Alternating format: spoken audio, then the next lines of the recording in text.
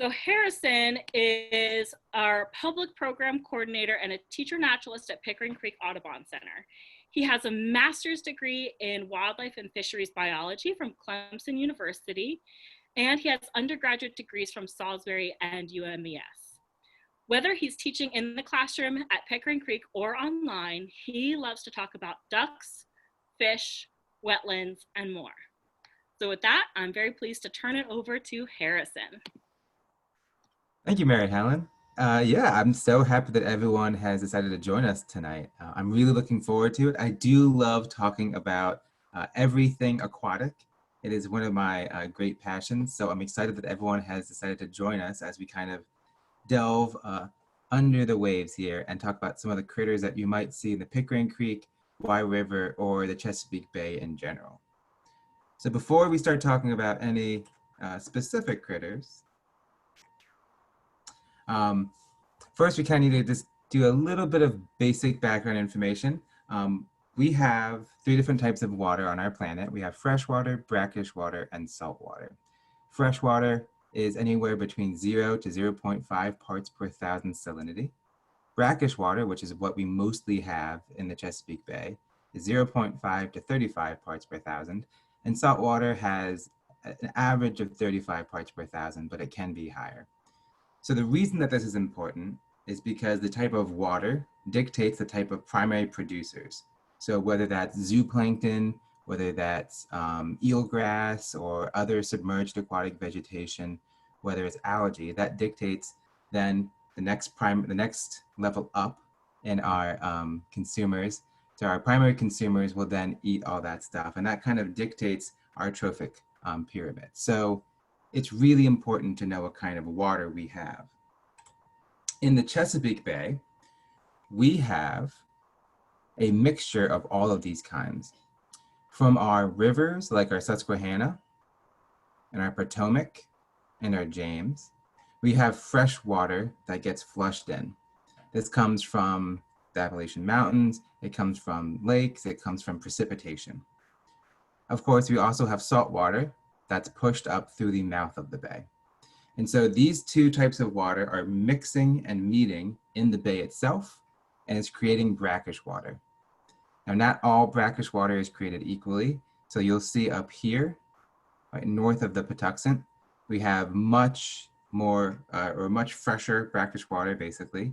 And then as we move out towards the mouth of the bay, we have much more saline brackish water. And this changes constantly.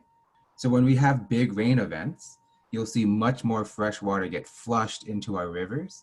This will make all of our rivers more freshwater based, and all this brackish water will get pushed out into the bay.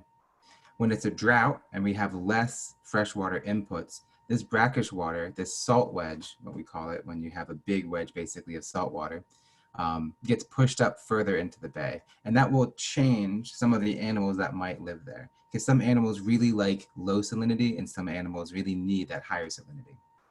So this is just kind of a top-down view. If you look at it kind of from the side down here, you'll also see that we have different vertical mixing of our water. So on top, as we get kind of closer to the north end of our bay, right, you will see that we have our fresh water. That's because it is less dense.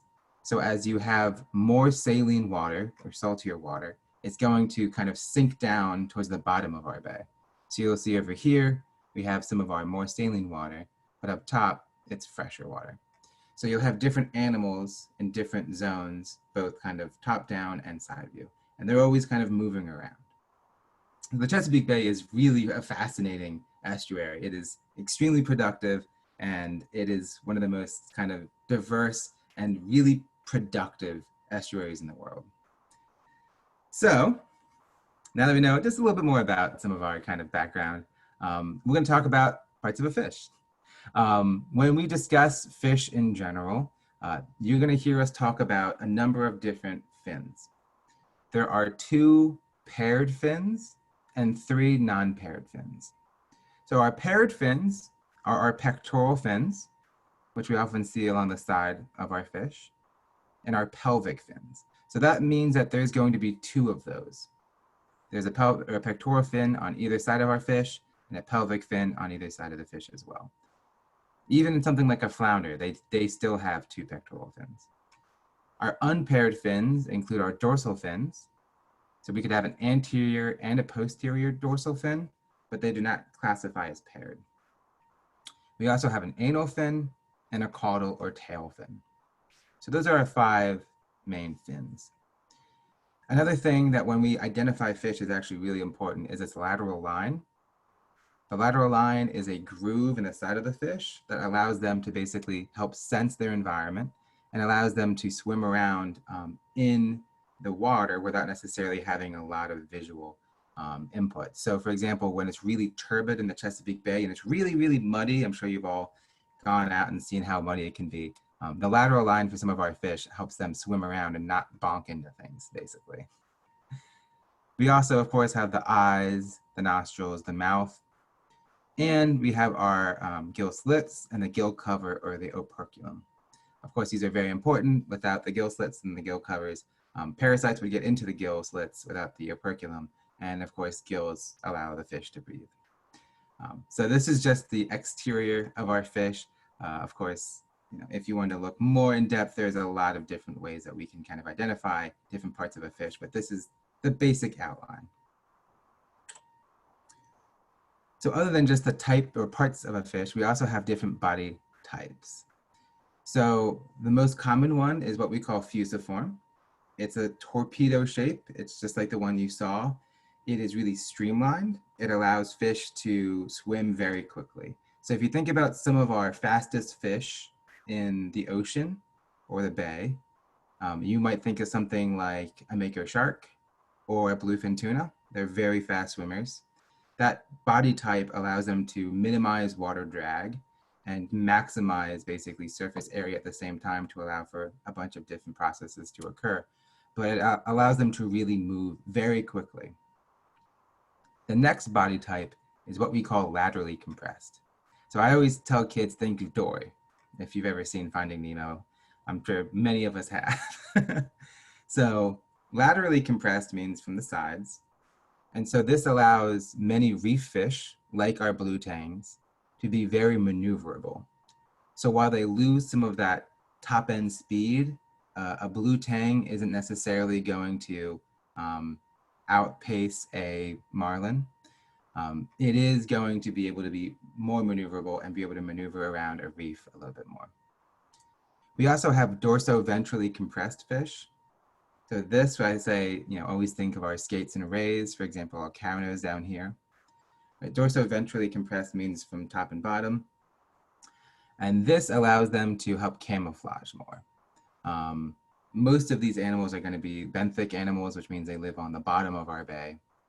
And while they might not necessarily be the best swimmers, skates and rays certainly are good swimmers, but they're not necessarily going to be as fast, again, as our marlins or our tuna. It does allow them to blend in better with their environment when they are on the bottom. We also have the attenuated body type. This is mostly seen in things like eels. So the American eel or the moray eel, very long, very thin. And then we have the body type that's kind of hard to describe, so we just call it other. Something like a seahorse or a sea dragon. These body types don't necessarily fit into any one particular kind of class here. And so typically they kind of have their own various ones that we put amongst themselves. So the other ones, the other body type is really fascinating, and they have some of the coolest aquatic animals. However, we won't talk about too much tonight. So our first fish is actually a cartilaginous fish. It is a cow nose ray. I'm sure many of you might have seen them already in the bay. They are really interesting. I personally really love cow nose rays. I find them to be fascinating.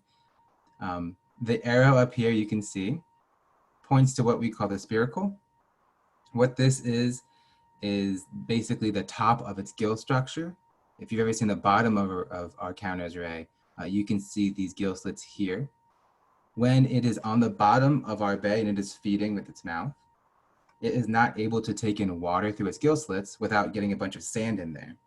So it will open up its spiracle to draw in water and then pass the water through and out. That way it's not constantly congested with sand and other debris. So it's easy to confuse that for the eye, but it is not. Counter rays also have really beautiful counter shading like many of our aquatic animals. As you can see, on the bottom of our counter ray, it is really mostly white. And on the top, it can be this kind of tan brown to almost olive grayish color. And so what counter shading does for many aquatic animals is if you are on the bottom and you are looking up and a counter ray swims above you, you will see that it has this beautiful white, and that white kind of blends into the top of the water column where the sun is shining down. So it's harder to see it. It's kind of, a little bit more camouflaged.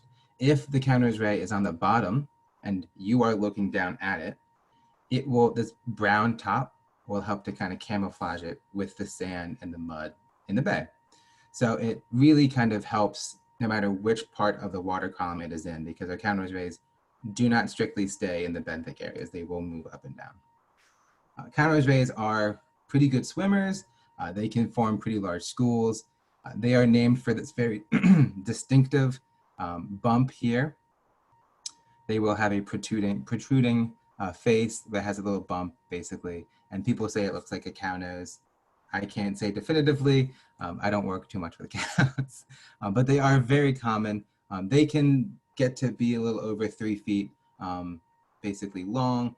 They are not the largest ray that we would have in the bay, but they are the most common. So you might see something like a southern stingray or a spotted stingray, but those are going to be mostly out in the ocean. They like a little bit more salinity. Our counter rays can do really well in brackish water. So on to our bony fish, one of my personal favorite fish to catch, and one of the most iconic sport fish in Maryland is, of course, the striped bass. It is named for the 7 to 8 stripes, horizontal stripes that you will see going across its body. It is primarily gray and white on the bottom. It has a darker kind of tan olive body up top above the lateral line. They are an absolutely voracious brackish water predator. They are arguably at one of the top spots of our food web in the Chesapeake Bay. They will eat things like bluefish and weakfish and flounders and everything else that they might be able to get their mouths on. They typically tend to get to be about 3 or 4 feet, but they can get very large. They can get up to about 6 feet and weigh over 125 pounds, which is extremely large for a fish.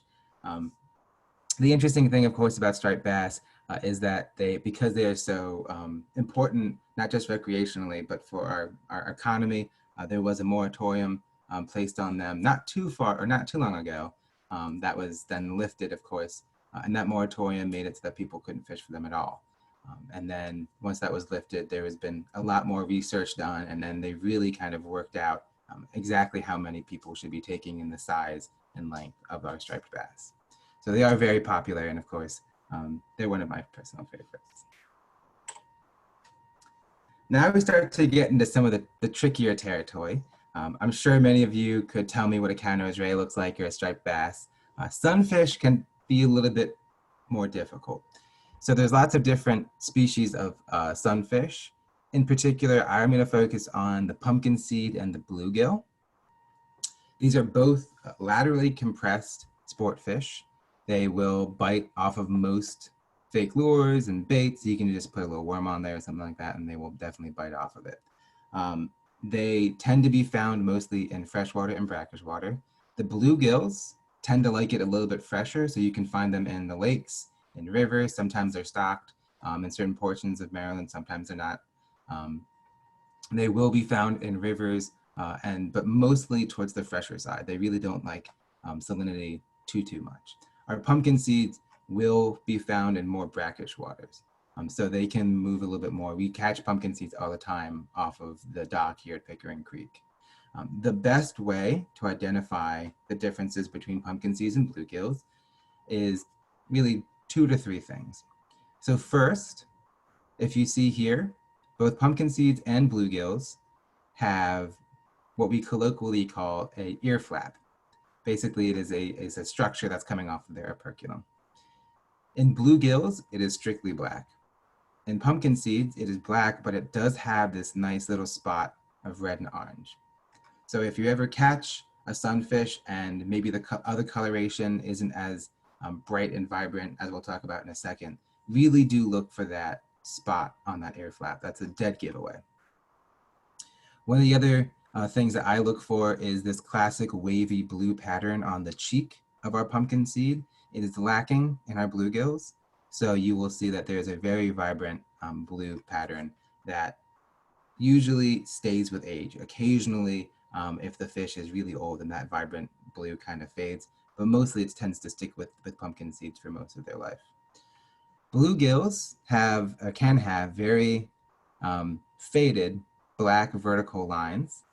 This picture is not the best, so I apologize, but bluegills will sometimes have it can be very striking, but more often than not, as it ages, they tend to fade a little bit. And those lines can start to turn into kind of more V's as opposed to just straight lines. And other than that, really the big thing is that pumpkin seeds tend to be more vibrant. They're a little bit more colorful. If you have them in hand and you compare the two, the pumpkin seed's gonna look like, just generally speaking, a more colorful and kind of prettier fish. The tricky part of our sunfish identification is that if there is a lot of fresh water in a river and pumpkin seeds and bluegills are both there, they will readily hybridize, which means that you will occasionally see bluegills with some faded blue patterns on their cheeks, but you will occasionally see pumpkin seeds with some vertical black barring. So again, I always go towards look for the red operculum part because that is kind of the go-to. As far as I know from talking with some friends at DNR and things like that, I have yet to see a hybridized bluegill with a red spot. If that happens, things are going to get a little bit more tricky. So moving on to another popular sport fish here, we have drums. We have two different species of drums I'm going to talk about tonight. That is the spot, which as you can see down here, and our croaker. So the spot is named after the big black spot on its shoulder. The spot is really conspicuous. It is always behind our gill covers, and it is always kind of right at the very top of our lateral line. Spot and croaker, I think, are really fascinating because they are members of the drum family. I am going to play an audio clip for you now. It is a little quiet, so do try to turn up your volume if you would like to hear it. I will try to make it as loud as possible. Let's see. LNS catalog number 111915. It's a big bay tape.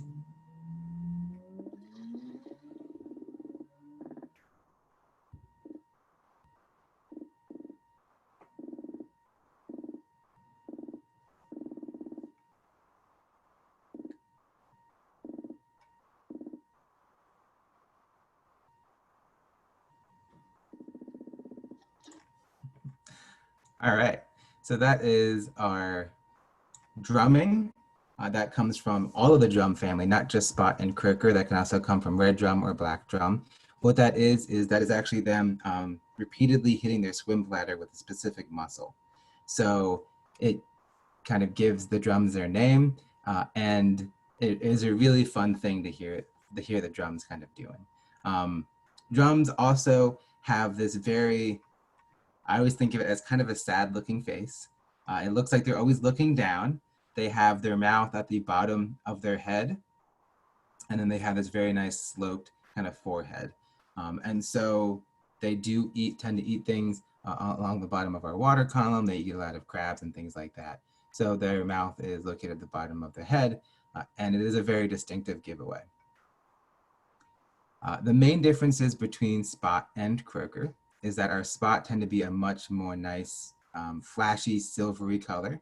Croakers tend to have a little bit more of a pinkish hue. So if you have one in hand and for some reason you just can't see the spot, if it looks a little bit pinker, it's probably going to be a croaker as opposed to our spot. One of the other kind of dead giveaways too is the spot have a slightly forked tail fin. You can see that in both of our spot pictures here, versus our croaker, which has more of a pointed tail fin. So it is not forked, it will not necessarily come in.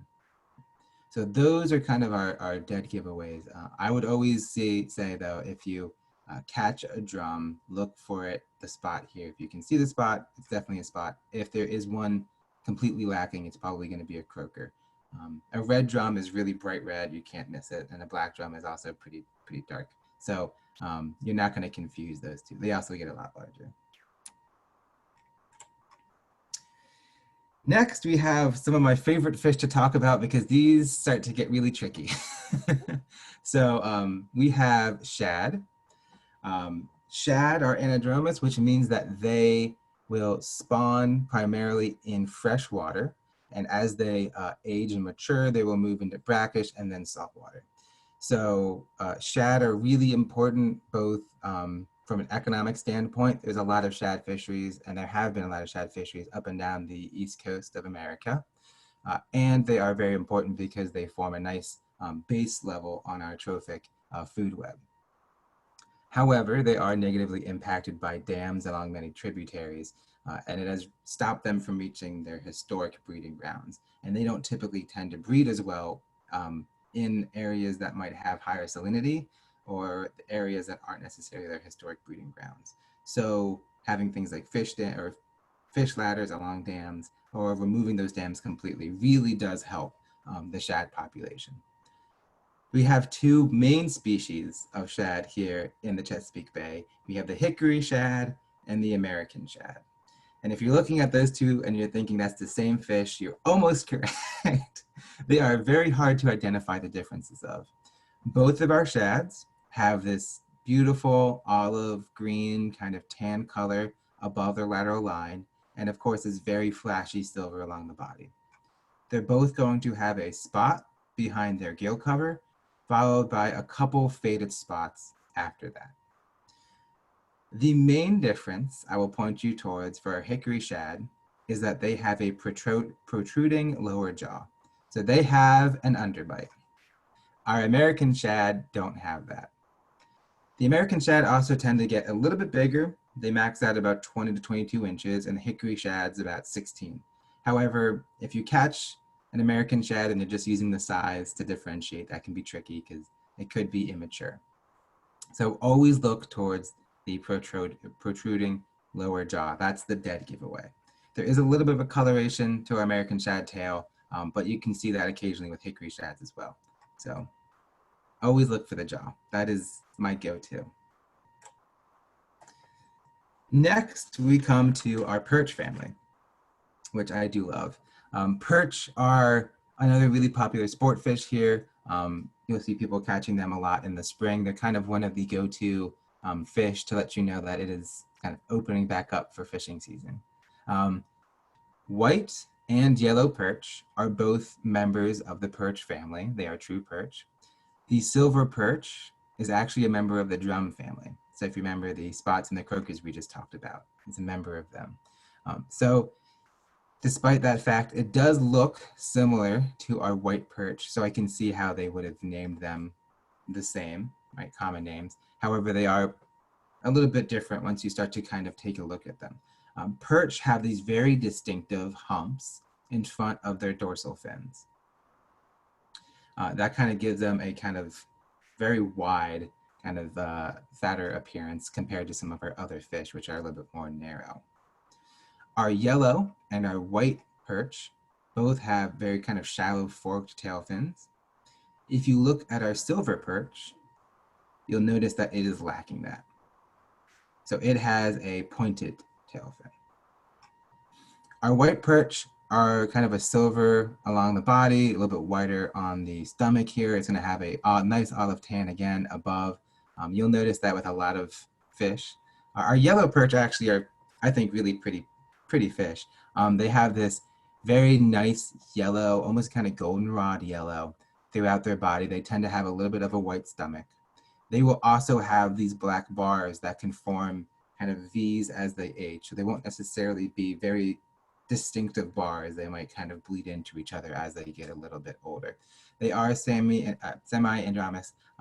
They don't necessarily go all the way out to the ocean. They will tend to be in the bay, but they do like to go out into more saline brackish waters. And so our perch are kind of very distinctive mostly again because of that dorsal fin or the hump in front of the dorsal fin. So if you catch a fish and it looks kind of a little bit lumpy, it might be a perch. So now we come to our first quiz of the night. I hope everyone's been paying attention. So, what is this fish?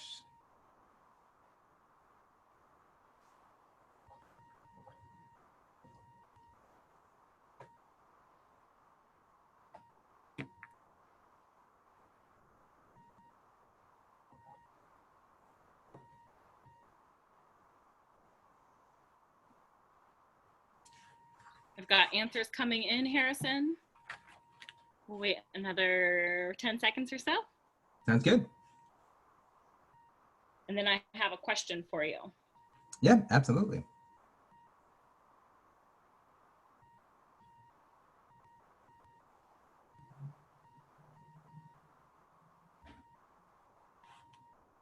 All right.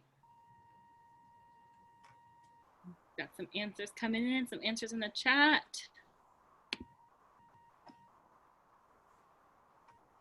I'm gonna close that poll, and here are our results. All right, awesome. Excellent job, everybody. Yes, it is a bluegill. So if you haven't yet already moved your poll, you can move it over. Our bluegills, again, they have this very dark ear flap on the operculum. There is no red splotch that we would expect to see in our pumpkin seed. It does have some faint black barring here across its body. There is no wavy blue pattern that we would expect to see in a pumpkin seed. This one is a very pretty bluegill, I will say that. It is a little bit more vibrant. Looking at kind of where they are and the rig that they have set up, I would guess this is a freshwater bluegill, which might explain that. But it is a bluegill, so very, very good job, everybody. And the question is, when drums make the noise, are they trying to attract a mate, or are they being aggressive, or setting up some territory? What are they doing? That is an excellent question. So when drums are making the noise, typically it tends to be territorial behavior. They will have an area that they mostly like to hang out in. They will usually use it as a warning to other male drums to back off and back away.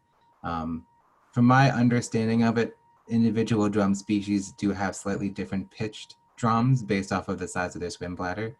So a red drum probably wouldn't be scared off by an Atlantic croaker. But I'm also not a fish, so I don't know entirely. But that is an excellent question. All right, so our next one, another tricky question here. So for this, I would like to know what fish is on top and what fish is on bottom.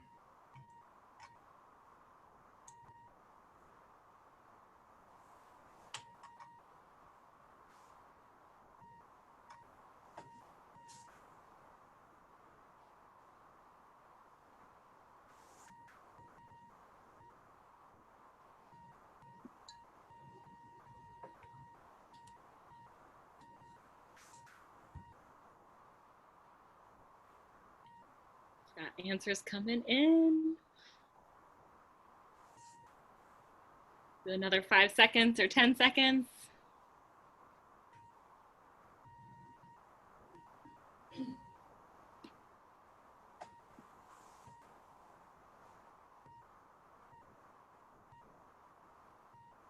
All right, I'm gonna end this poll, and here are the results. Awesome, excellent, excellent. Great. So you are correct. It is an American shad on top and a hickory shad on bottom. Again, I'm gonna assume everyone saw our protruding, cannot say that word tonight for some reason, lower jaw here. You can see the size differential here in this picture, which is why I love it. So you can see that the American shad is just a little bit bigger than our hickory shad. So great job, excellent.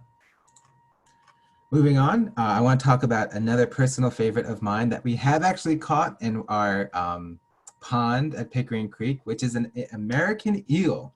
They are super fascinating. I love American eels. They are technically classified as bony fish.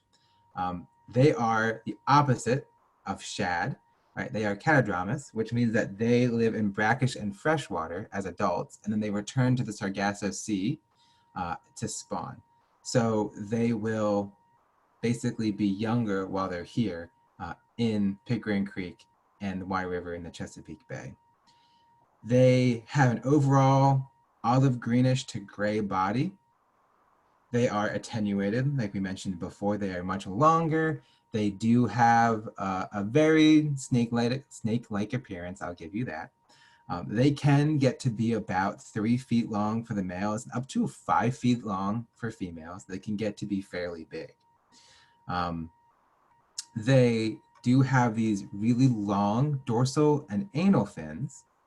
They're actually connected to the caudal fin. So even though it does look like one long fin, there are technically 3 that have been fused together over the course of time. They also do have very tiny pectoral fins. And they do have a little bit of an outer mucous membrane that allows them to, A, avoid infection, but B, also maneuver a little bit more in some of the kind of terrain that they find themselves in, specifically as they move across land. You will occasionally see eels moving across berms and things like that to get to the other side. I suppose that's a setup for a joke at some point. And they will occasionally do that to get to other areas. So eels are really fascinating. They are a big market for many different civilizations like to eat eels, not necessarily in North America, but if you do catch them, you can smoke them and they are very delicious. I will say so myself. The next group of fish are the catfish. So catfish, I will talk about 6. We have more than 6 in the bay, but these 6 are kind of the ones that you would most likely see. So this page is all about our native catfish. Our brown bullhead, down here in the bottom right, our yellow bullhead, and our white catfish. All of our native catfish tend to be a little bit smaller. They might get to be about 10 to 15 inches in length. They really don't get much bigger than 2 feet. That's pretty much the maximum. All the catfish you're gonna see have very smooth skin and sharp spines on their dorsal fin, specifically kind of this first spine. So if you're not careful when you're handling a catfish, you can get stabbed a little bit. You'll notice with our catfish, they also, of course, have counter shading. They have darker backs and lighter stomachs.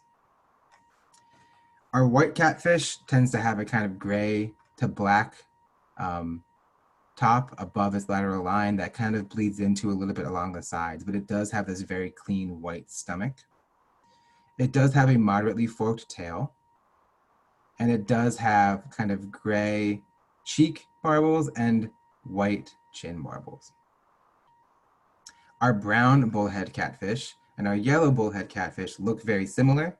They both have this mottled brown and yellowish kind of olive greenish above. But our brown bullhead will have a white stomach and the yellow will have a more yellow stomach. The yellow will also sometimes have a creamy stomach, but it really is different. The brown bullhead does have a very stark white stomach. They will both have a black to brown cheek barbel and a black chin barbel compared to the yellow, which has a white. So our native catfish are very good detritivores. They will eat a lot of stuff along the bottom, although they are more omnivores. They will really eat just about anything that ends up getting down there. I like to think of them kind of as like the vacuum cleaners of the Chesapeake Bay because they will eat anything that happens to get in front of them, really. That's what catfish are good for. They are really tasty fish. However, you do have to be careful when you are cleaning them. The next grouping of catfish are our non-natives. So our non-native catfish include the channel catfish, which is up here in the top right. Our blue catfish, which is this absolute monstrous catfish down here in the bottom right. and our flathead catfish.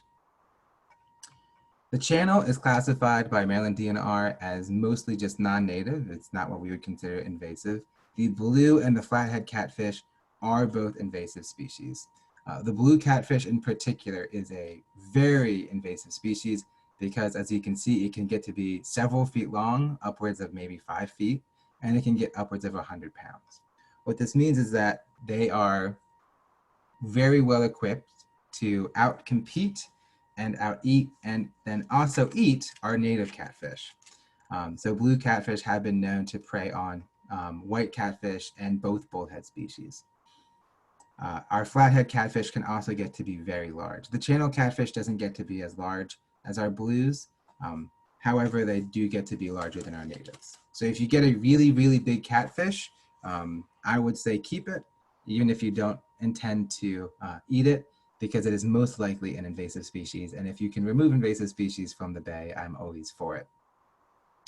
Our blue catfish are pale blue to olive above and on the side. And then they have a little bit of a white belly, or kind of a little bit of a dark gray belly.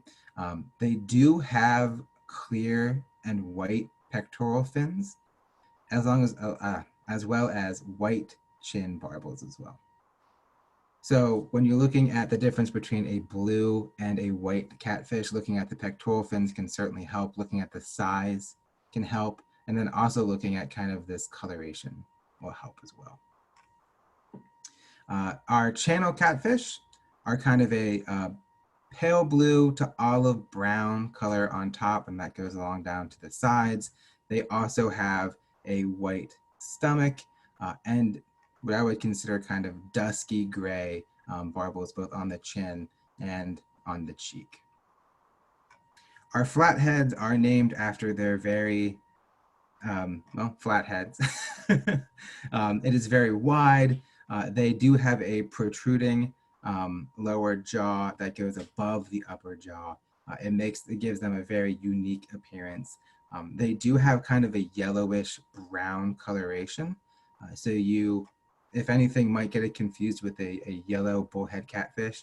However, our flatheads do have a very distinctive head, and they have a much more kind of mottled appearance. Our yellow bullheads are going to be a little bit more distinctive with some of their coloration. Flatheads also tend to have a more slender and kind of compressed body compared to our other catfish, which tend to just kind of get a little bit larger, just a little bit lumpier. So if you look at this picture here, what you'll see is our white catfish on the left and our blue catfish on the right. So in this particular circumstance, this is a young blue catfish that was caught. So you can't always use size. But our white catfish, you can see, has a more kind of silvery appearance. And the blue is a little bit more olive and kind of darker brownish coloration. So those are really good side by side. You can also see the difference here in the cheeks, the cheek barbels. All right, so enough talking about catfish, although I do love to talk about catfish. I'm gonna move on to our minnows. Minnows are not any one individual species. I know a lot of people will say that they just catch minnows. They are a colloquial name for a wide variety of small fish, typically reaching no more than 6 inches in length at maturity. So when I talk about minnows, I tend to think about the most common ones in the bay, which are the mummychugs, the killifish, mosquito fish, Atlantic silversides, and the bay anchovy.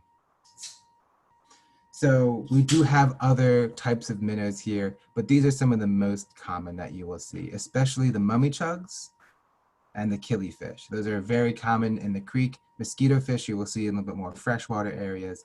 Silversides are also very common. Bay anchovies will tend to be found a little bit further out, but not too much.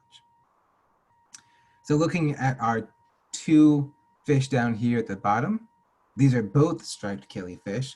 One of the really cool things about striped killifish is that they are sexually dimorphic, which means that they are different depending on their sex. So our male striped killifish are a little bit more silver. They have this very striking vertical barring along their body, anywhere between 10 to 20 bars typically for our striped killifish.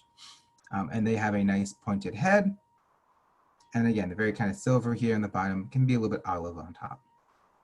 Our female striped killifish have 2 to 3 horizontal stripes going along their body, tend to be a little bit browner on their body as well, but they still have the same general body shape as our male striped killifish. There's also a species called barred killifish that you might see in the bay as well. They tend to have a little bit more vertical barring than our striped killifish, and those bars tend to be a little bit less distinct. It is hard to tell the difference between those two. Moving on to some other fun minnows. We have our mosquito fish on the left here. As you can see, the females can get to be much larger compared to the males. The reason that they are called mosquito fish is because they like to eat mosquito larvae, which is great for us personally. I love that. They are very small at maturity. They might get to be only maybe 2 to 3 inches long. They can be found mostly in freshwater wetlands, and they will look a little bit pregnant even when they're not. Female mosquito fish tend to get a little bit lumpier there in the stomach.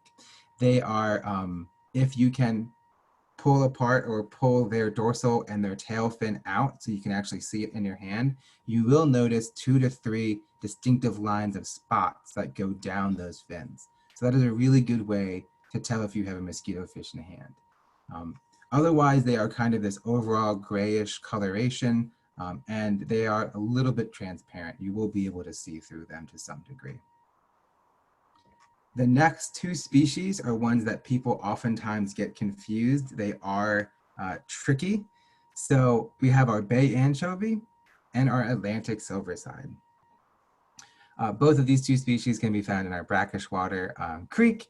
Our bay anchovy and Atlantic silverside, I guess, they both are semi-transparent. You can see through part of the top of the fish and the bottom of the fish here. You'll notice that they both have a very distinctive silver line here. That's not actually their lateral line. Both of these actually don't have very pronounced lateral line. That is part of their intestines, along with this part right here, which is part of their stomach. The main difference between the bay anchovy and the Atlantic silverside is this overbite, which is a little hard to see in this picture. So the bay anchovy looks like it has a little bit more of a kind of blunted face, and it does have a bit of an overbite along here. You will see that its upper jaw protrudes just a little bit over its lower jaw. The Atlantic silverside has a slightly pointier face, right? So they do not have any overbite or underbite at all. Bay anchovies can have this silver side taper off a little bit more before it hits their stomach, but you might see other ones where that's not necessarily the best diagnostic.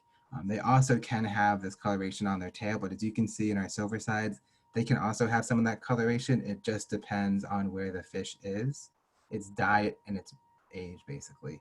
So I would really look towards, if you catch a tiny fish that's silvery and transparent, look for this overbite. That is kind of the go-to. And last but not least, we have our mummy jug, which is another kind of very easily distinguishable minnow because it is oftentimes found in our brackish water, and it is kind of this greenish, brownish coloration. You might see it and think it's a killifish, but killifish, again, remember, think that it is a lot more silver. Mummy chugs tend to really kind of have this yellow, green, brown coloration overall. They do have anywhere between 10 to 20 bars on the side of their body, and they do look very similar. However, again, think about these bars here, or think about the overall coloration, and you might be able to see just a couple more bars on a mummy chug, but again, that might be hard to differentiate. So, quiz time. Our next picture here is obviously a type of catfish. So what kind of catfish species is this?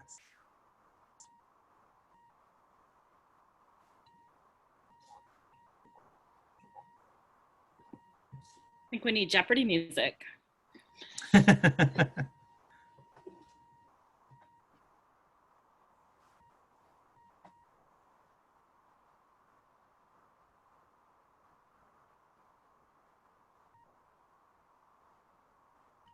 All right, I'm going to give it another 5 or 6 seconds.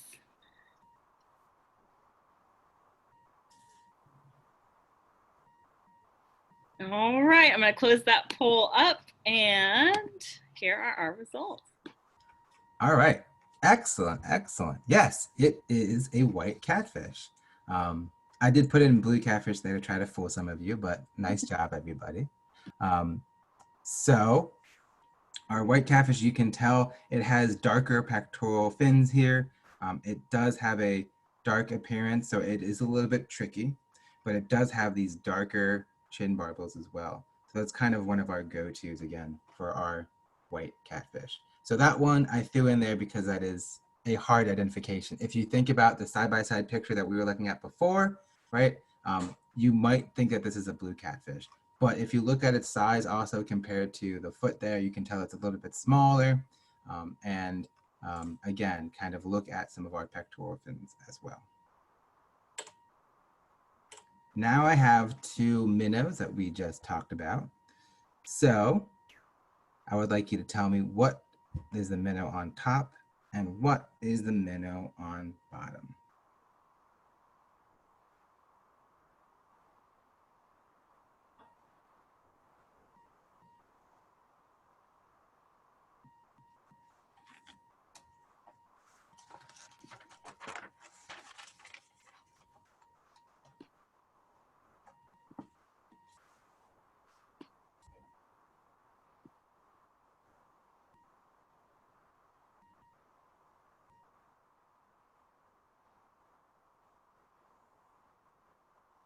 So many fun minnows. Minnows are fun. They're interesting. I love them. But it is a little bit hard sometimes to identify them. Yeah. All right, I'm going to close this poll up. And here are our results. Excellent. Yeah. So I see that we had a little bit of confusion here, but we did end up with the correct answer. We do have a mummy chug up top, and we have our striped killifish on the bottom here. Again, if you look at our killifish, you can see that it does have a little bit more silver coloration, and it has much more distinctive vertical barring. Excellent job. That one was tricky. I will be the first to admit it. So moving off some of our vertebrates and moving in towards some of our invertebrates here. I know that we are kind of quickly reaching our 8 o'clock hour, but just bear with me. So we have more than just blue crabs. I'm not going to talk about blue crabs as much as everybody loves them. We'll talk about some of the less commonly known crabs. So thinking first about our mud crabs, you can see up here in our top right, we have our black-fingered mud crabs. We also have a species called white-fingered mud crabs. Mud crabs tend to be no more than 1.5 inches to 2 inches in width at maturity across their carapace. They tend to be found on things like oyster reefs, logs, and other benthic debris. They have a very distinct kind of adaptation where they actually have one claw that is larger than another claw. So if you've ever seen a fiddler crab, it's almost the exact same thing, just not to the same extreme degree as a fiddler crab. So you can see here for our black-fingered mud crab, you can see the claw tip is black, which gives them their name. If you come across a mud crab that looks similar to this and it does not have a black tip, it is a white-fingered mud crab. You might see these and think that they are immature green crabs, which are an invasive species. Green crabs tend to be just a little bit more green than this. They also have different number of teeth on the top of their carapaces here. So our mud crabs, our black-fingered mud crabs will have 5 distinct teeth. The white-fingered mud crab will have mostly, it will look like 4. They technically have 5, but the 3rd and 4th one have kind of almost fused together at this point. So that is one way to identify them. We also have the common spider crab, which are a little bit freaky to look at, I suppose, but they are very cool animals. They have very long legs. They can get to be about a foot wide. They have a carapace that's relatively small, so maybe about 4 inches in width. They do have weak pincers, so they're not going to hurt you if you do pick them up. The cool thing about spider crabs is that they, because they don't have strong pincers and they don't have a swimming fin, right, to swim away from, like a back fin, like a blue crab, they have to camouflage themselves to stay away from predators. So they will grow sponges and other material on the back of their carapace to blend in with their environment. They are mostly, well, they are unaggressive scavengers. They will typically tend not to go after anything much larger than a very small fish fry or a very small minnow. So this is a picture from one of my books here. The interesting thing about spider crabs is that there are two specific different species of common spider crab. In the Chesapeake Bay, we have the Labinia dubia, and it is the most prevalent one. This particular species has 6 spines going down its carapace. The other one here is much more common throughout the East Coast. However, it has 9 spines along its carapace. So if you pick up a spider crab and you're looking at the spines on its carapace for some reason, and you count 6, then it is this species here. If you count 9, it is the other one. We are the only spot in the eastern US where we have the Labinia dubia as the primary species of our common spider crab. It's a very strange occurrence. So moving on to other crustaceans, we also have our grass shrimp, which is in our top right. These are very small. They get to be maybe an inch top. They have a very pointed abdomen. They have a very long rostrum for their overall size that does have spines along it. It does have a long pincer here to grab some of its food. And generally speaking, they can come in a variety of different colors. They can be an olivey kind of yellow brown. They can be very bright green. They can be almost transparent, depending on what their diet is and where they're living. The next species of crustacean here is a devil crayfish. So devil crayfish are typically found in our freshwater wetlands. If you come out to Pickering Creek Audubon Center, you will see some holes along some of our rivers or some of our wetlands, and that is where they're living. They live in these little mud burrows. Devil crayfish are maybe about 4 to 6 inches in length at maturity. They're named devil crayfish because of this nice red that they get along the outer parts of their shell, as well as the claw tips.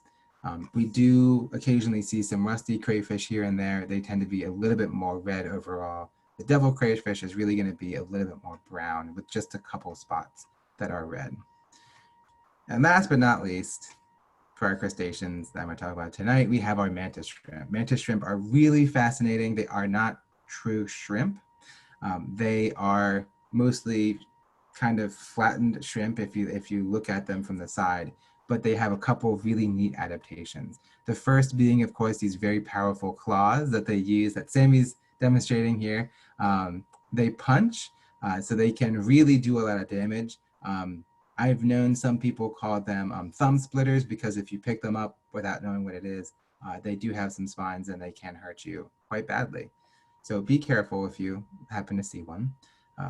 The species that live in the Chesapeake Bay are not nearly as colorful as their tropical cousins, but they do have a very distinctive eye. In our case, it tends to be a little bit more red, but that eye allows them to see a lot of colors in the UV spectrum. They're very, very awesome.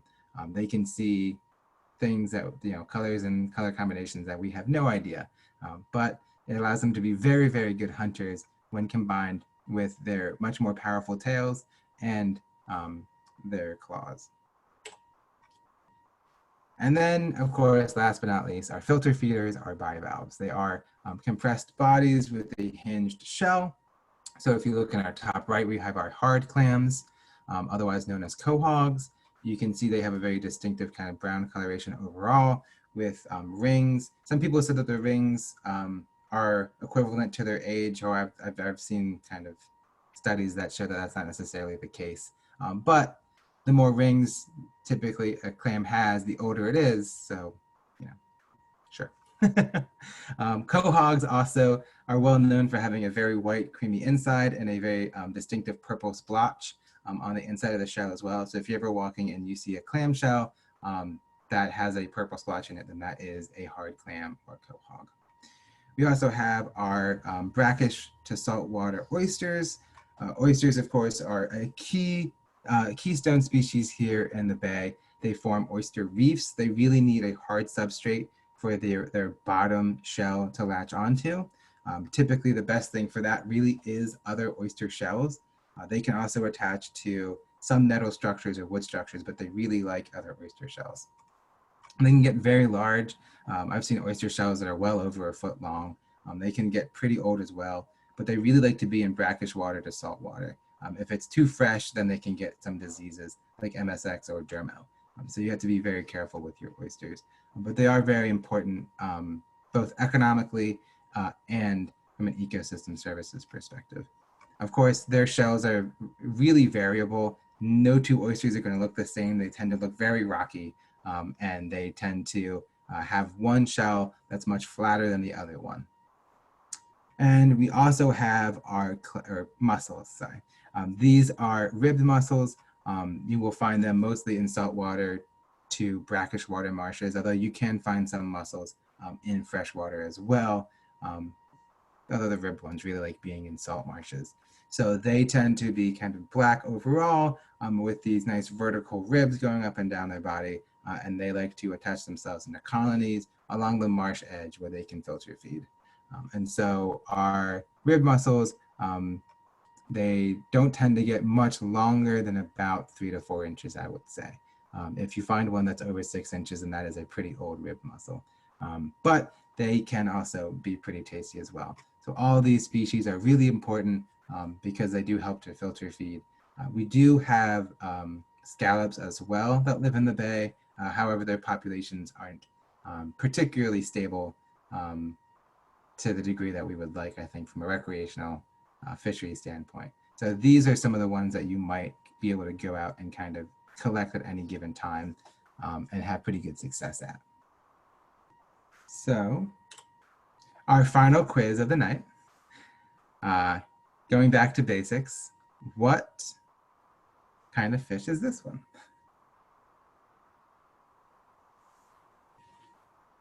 Oh, I don't think this is the right poll question. There we go. Wait.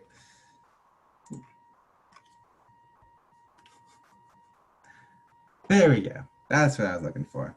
Okay. Sorry about that. No worries. Long quiz.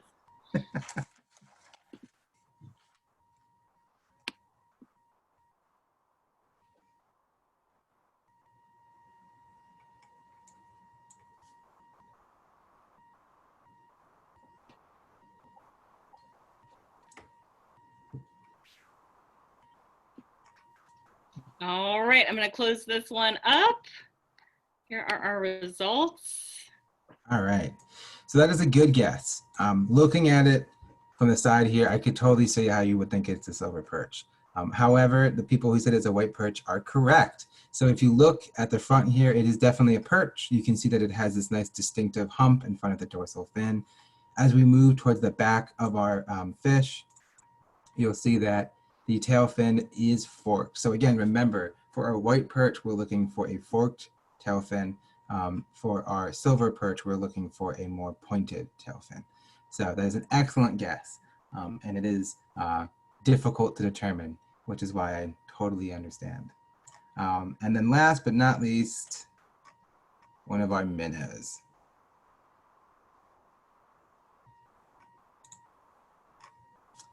Which minnow is this one? He does look a little angry. I guess most fish will look that way when you put them in your hand for an extended period of time. I would look angry too if someone took me out of the water and held me in the air like that. Yeah. Good, we've got answers coming in, a little mix here.